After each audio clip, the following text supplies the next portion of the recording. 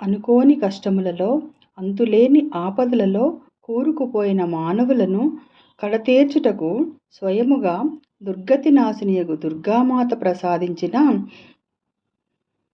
అతి రహస్యమైన మిగుల దుర్లభమైన దుర్గా ద్వాత్రింశన్నామమాల.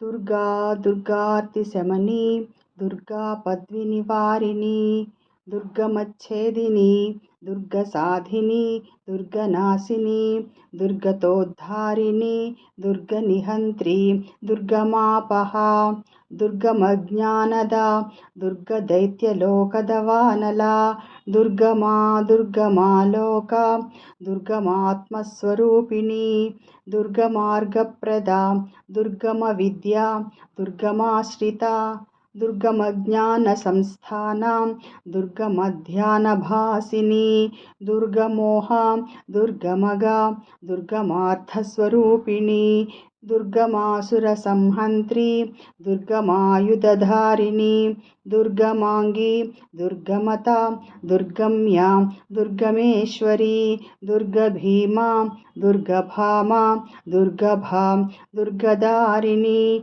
నామావళిమిమాం యస్తు దుర్గాయా మమ మానవః పఠేత్ సర్వభయాన్ముక్తో భవిష్యతి న సంశయః.